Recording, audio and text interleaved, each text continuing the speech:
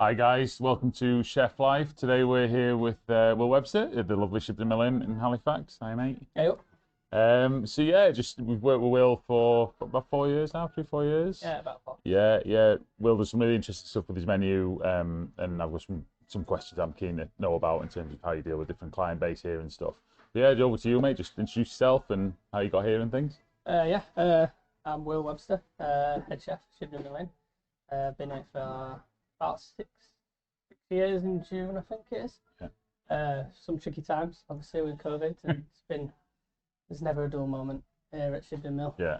It's the big pub. Yeah. It's busy, so that brings its own. And where were you before you came here? I've been at Hipping Hall in the Right. Lake District Yeah, with lovely. Ollie Martin, which I learnt a lot there. Yeah. So I probably learnt most of my stuff there, Awesome. other than books. Yeah. Worked at Towngate Brasserie in my early days Yeah. in Hippo. Yeah. Hippo.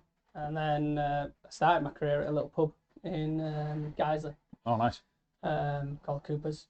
So not too many places you kind of taken. No, I tend Yeah. to stay everywhere. Yeah. At least 2 years, Yeah. probably.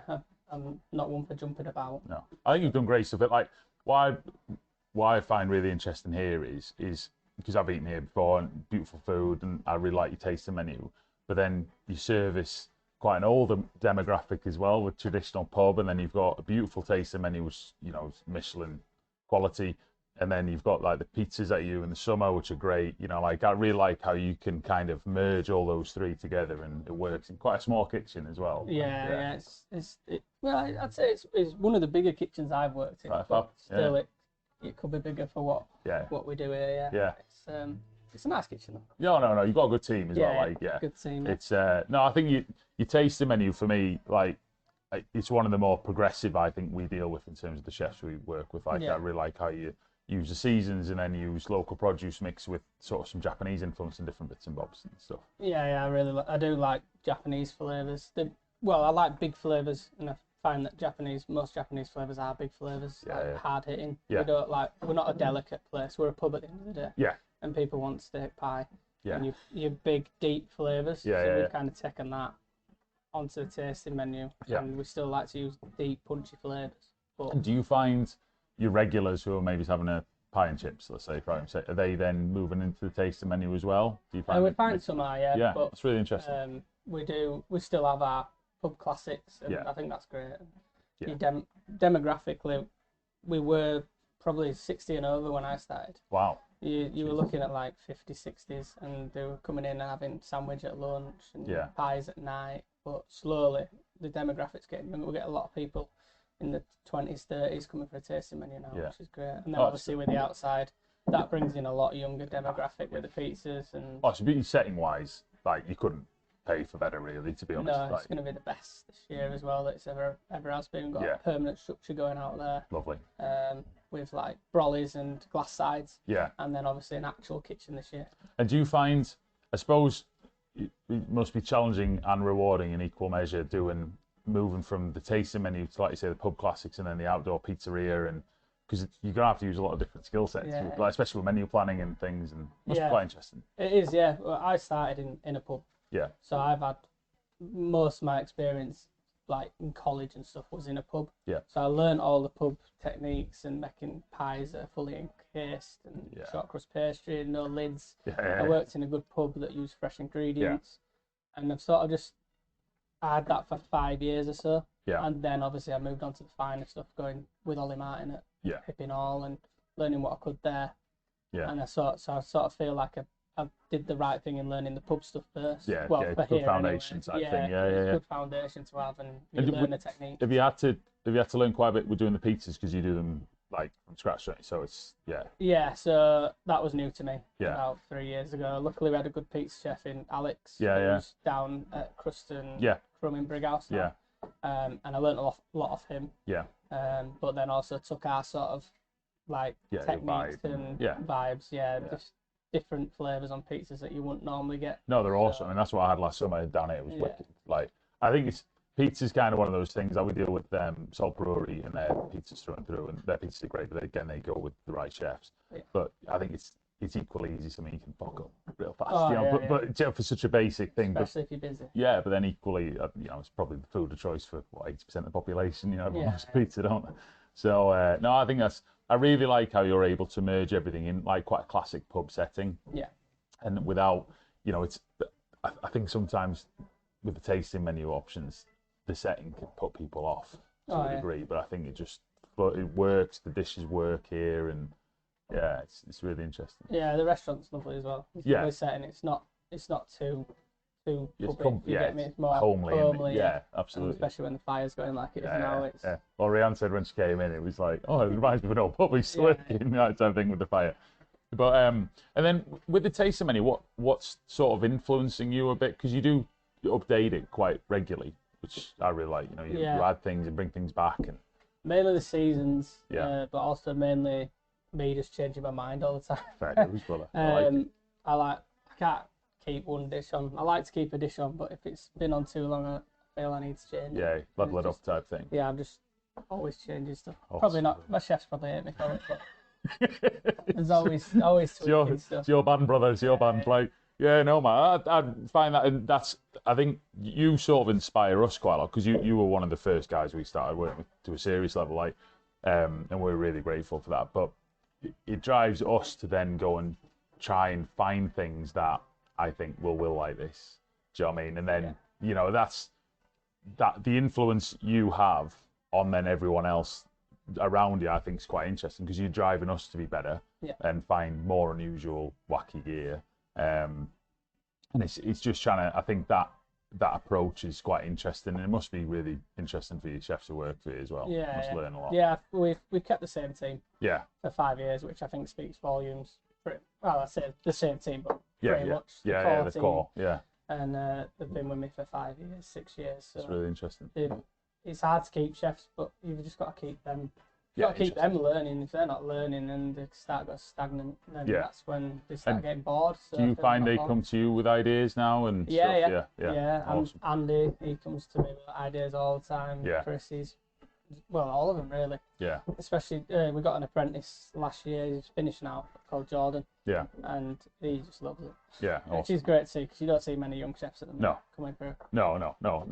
It's cool. I think that like trying to sort of foster ideas and thoughts, and that's again similar to what we try and do within the businesses. You know, like sort of moving forward all the time. Like, and I think what I found interesting when I bought this business was it had stayed the same, and granted it serviced cafes, but it stayed the same for so long. And I'm like, this isn't ever change. You know, you guys are creative, so we have to be creative to match your creativity. You know, it's and I feel traditional food service ingredients don't mirror that. Well, it's do definitely, but it's hard to. Yeah, there's not many that do. Yeah. And if they do, they're usually a year behind. Yeah, exactly. Yeah, it's hard to stay on that trip. And so obviously we talked about Japanese there, but are there other sort of cuisines that heavily influence you in terms of how you think for the tasting menu or anything? Or no, I'd say I'm pretty much mainly Japanese, if I'm honest. Right. We've used a bit of Moroccan, obviously just with the lamb, but more like the spices. Yeah. Mixing them with the English vegetables. Yeah. Rather than actually doing a Moroccan dish. Yeah. It's more to bring out the lamb, really. But I think that's quite interesting because some of the barriers we come up against with the Japanese ingredients, I feel some chefs feel, like myself and Rihanna did a big sampling on Monday with a group. I think their initial impression was, you're trying to teach me how to.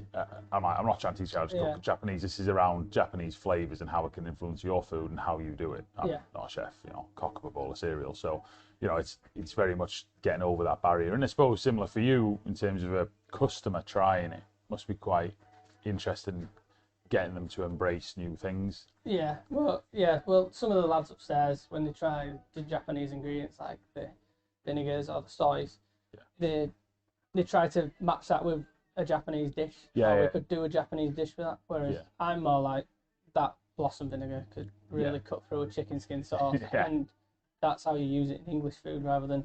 I don't want Japanese. I don't want a bowl of ramen on my tasting menu. I like the punchiness. How the flavors. Complement of the flavors. And you can use them in British cooking. Absolutely. With the influence. That to me is like the most interesting way of. What I find the most interesting bit of this job is like how you guys will take a ponzu, and in my head I'm thinking, uses a base broth, but then they'll do something fucking wicked with it, and I'm like, oh, that's really cool. Yeah. It's I use your miso caramel with the umboshi sesame seeds as an example quite a lot when we sample. Yeah. Because I think sometimes they get overwhelmed with, not every chef's thinking like you think with, they look at it as a core, in its fundamental state. They're not looking at it as how we can use it in something else. Yeah. Which is quite interesting. Yeah. But so, do you find when you go out to eat, are you getting influences from other people, or are you? I was, but I haven't eaten out for so long. Really. Mrs. not happy in anywhere decent, to be fair. But I'm so busy here. But yeah, I do get inspiration from eating out. Yeah.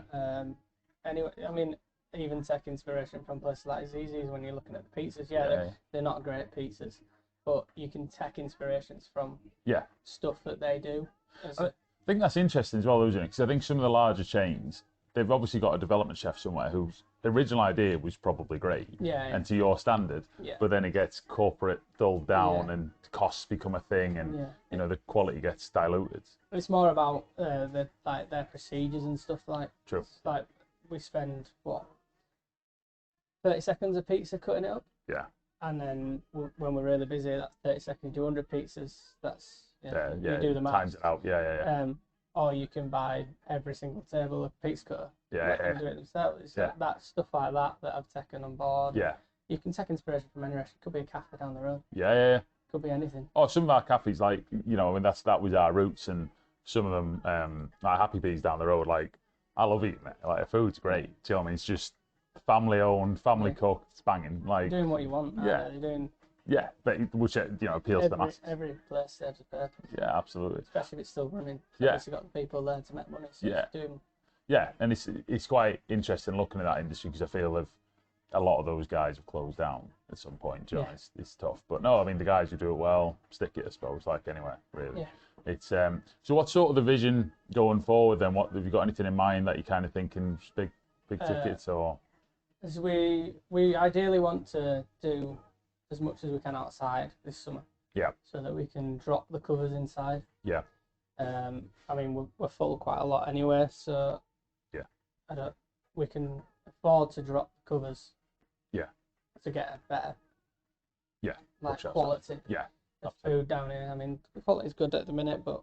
Yeah, I mean you've won the award nearly every year, pretty much, haven't you? Especially post COVID, you guys have just been killing. The top 50 gastropubs were a big one this year. Yeah. Really high in that. So. Awesome, mate. We just want to better ourselves. Yeah. We got a big new polytunnel over the road as well. Oh, nice. So we've got 3 now. Are you starting to grow quite a lot of your own gear? Yeah. So awesome. We did grow anyway.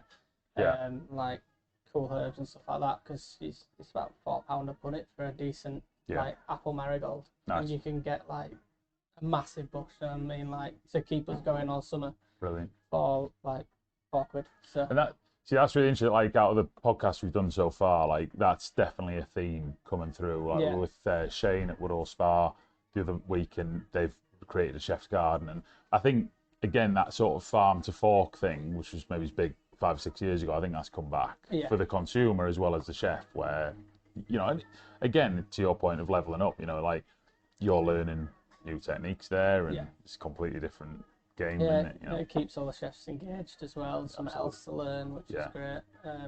We'll have enough room up there now to do enough tomatoes to keep us going all for a tomato dish all summer. Awesome. We're never gonna live off what's up there. The ground's not great either. The soil's not great either, but it serves a purpose. Yeah, it does. It does save us money. It's interesting. Like I think Josh at Goldsworth Hall, because they've got huge grounds. Like I think I got the impression from him, he's really engaged there because of the gardens. Yeah. Like he can do some weird shit and do some crazy gear and see what happens. But Jen, my business partner, the husband's got a farm over in Beverley, and they've got a lot of wild garlic on the ground. So we're thinking about doing foraging with you guys up there, and I think that sustainable source where how it's grown and where matters to you guys and the end consumer at the end of the day. It's no, I think that's really cool, like pushing that, and again with like local meat and things. And what we've definitely found in these sort of trickier times with everything going up is the places which are doing well are cost conscious, but it's not everything. Like quality and provenance is tipping the cost to a degree. That's the main thing. And I think if you do good food, people will pay for it. inevitably. It seems the higher end places are still doing well. Yeah. And the lower end places are still doing well. Yeah, There's exactly. that middle ground that seems to be struggling. Yeah, yeah. Which is No, it's something where, as we trade with like you guys in terms of the top end, and we've got a swathe in the middle ground, and it's hard to see where they go as recession bites because the costs going up whichever way you cut it, and you're kind of like, well, you've got to change your menu, your approach to your menu, in my opinion, to be more like have a story behind the dish, like you do with the tasting menu and stuff. Like you say, using things you've grown locally, and I think that's definitely the. I think people are coming out more for a treat now. Agreed. Rather than just going out for dinner, and I think that's one reason that the middle ground people, because everyone goes, oh, we'll have a treat, we'll go here. Yeah, versus dropping like my daughter wanted to go to Nando's the other week, and I was like, that's 60 quid. Yeah. For two, and you're like, exactly. What do you do? Like, it's bananas. Like, whereas I could come somewhere like here and get, like, say, a pub classic, much better quality. Like, I'll enjoy it more. And I just think those, like I say, that mid tier, they don't really stand for anything anymore. They're not value. They're not quality. Yeah, it's tough. It's going to be tough, interesting years. But so in terms of sort of taking the tasting menu and stuff forward, is a plan to keep on doing lots of different varieties of that, or have you got certain dishes on there you want to really stick to at the moment and build on, or? No, it'll be changing, ever changing with the seasons. It's like rhubarbs. We're done with the indoor rhubarb now. Yeah. There's a little 2-week gap before the outdoor stuff gets good. Yeah. So that we can use it. So that'll be coming off the menu. Yeah. I tend to stay away from the outdoor rhubarb anyway. Right. Okay. I don't think it's as good. Right. You use Roberts in Wakefield, don't you, for indoor stuff? Yeah, he's good. Yeah, so his sheds are empty now. Right, okay. And then there's going to be a gap before the outdoor, so we've just taken it off the menu and moved on to flowering currant. Oh, nice. Which is a bush that you find in gardens and parks, and we just foraged loads of that. So we're just going to move on to that. Tastes like Ribena. Oh, I think you tried your vinegar, mate. Yeah. Banging, mate, banging. Yeah. It's in that pickling and sort of turning it into vinegars. Is that something you guys really push quite hard? Because I feel that's becoming a bit of a trend at the minute. Yeah, we infuse a lot of vinegars. Nice. I wouldn't say that we make our vinegars from scratch, but we infuse a lot of white wine vinegars with herbs and stuff like that. Lovely. And elderflower, flowering currant. Yeah. So Oh, nice, brother. Nice. Oh, mate, love it, dude. Well, listen, love what you do, and like I said, we've dealt with you for ages on our website, it's the main chef. So, man, we love working with you, and really appreciate your time today. So I know you've got some filming with Rianne to do, some awesome dishes, and appreciate your time, bro. Cool. Nice one. Cheers, man. Take care. Bye.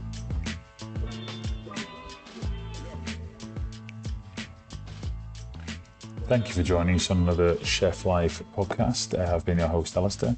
If you'd like to learn more about our business, you can visit us at www.cottagefoodsltd.com. Give us a follow and a like on Instagram, and we'll see you soon. Thanks.